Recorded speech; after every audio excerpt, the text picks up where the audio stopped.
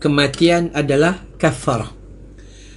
Peringatan kita yang pertama dan pengajaran kita yang pertama adalah mati adalah satu kafarah. Kafarah ni bermaksud apa? Bermaksud satu pemberhentian. Kalau kita sakit, bila mati berhenti sakit, habis dah tak sakit lagi. Kalau kita sibuk, bila mati tak sibuk lagi dah.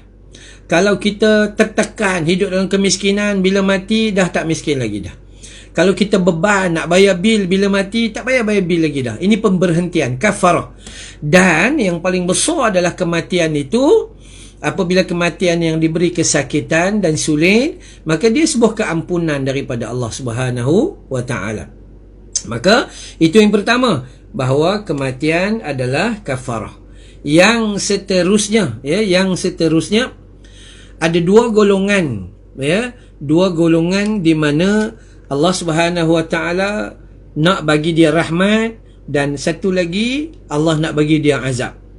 Bila Allah nak bagi dia rahmat di akhirat, maka Allah beri dia ujian di dunia.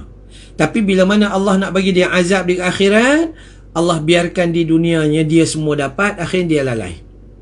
Dia tidak kembali kepada Allah Subhanahu wa taala.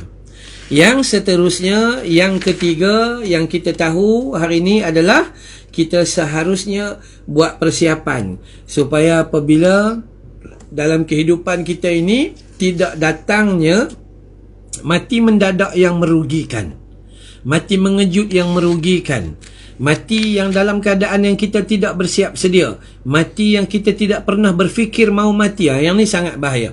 Kita dilarang untuk minta mati, tapi kita disuruh supaya ingat pada mati dan bersedia untuk mati. Maksud bersedia itu, siapkan persiapan dengan amal, dengan keampunan, minta pada Allah dan sebagainya, dengan segala-galalah apa yang telah diajar oleh baginda Nabi sallallahu alaihi wasallam. Yang menonton pada hari ini mendapat kebaikan demi kebaikan, kebaikan demi kebaikan, agar kita ini walaupun tidak mendapat kenyamanan di dunia, tapi kita mendapat rupa-rupanya sedikit penderitaan kita di dunia yang sementara ini, rupa-rupanya Allah nak bagi kerahmatan, kebahagiaan dan keberuntungan di akhirat nanti, insya-Allah. Ustaz, bagaimana kalau kita sakit tapi kita tidak mau berubat? Jawabannya, kita sedang berada pada waktu kita salah dan berdosa. Sebab yang pertama, Allah bagi kita sakit yang dengan tujuan. Pertama, Allah nak ampun dosa kita dengan sebab kita redha menerima sakit. Yang kedua, Allah nak bagi kita kebaikan, kerana dengan sakit itu kita keluarkan duit untuk berusaha. Kita tak boleh menjadi golongan yang qadariyah dan jabariyah, menyerahkan diri semata-mata. Tak apalah, sakit biar, tak. Nabi SAW telah mendidik kita, bila sakit cari pakar, cari dukun, cari tabib, cari doktor yang pakar-pakar untuk dapat perubatan, supaya bila badan kita sihat, kita dapat kembali kepada Allah Subhanahu wa taala.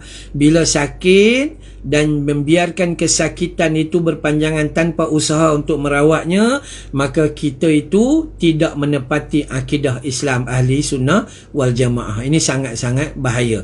Hendaklah dielakkan sikap sedemikian. Abdullah, bagaimana nak talkinkan yang nazak? Okey.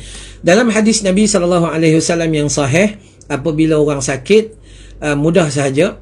Apabila orang sakit, maka kita duduk di sebelah dia, maka kita ajarkan dia dengan kalimah la ilaha illallah. Nurihan Abdullah, kalimah dia adalah la ilaha illallah.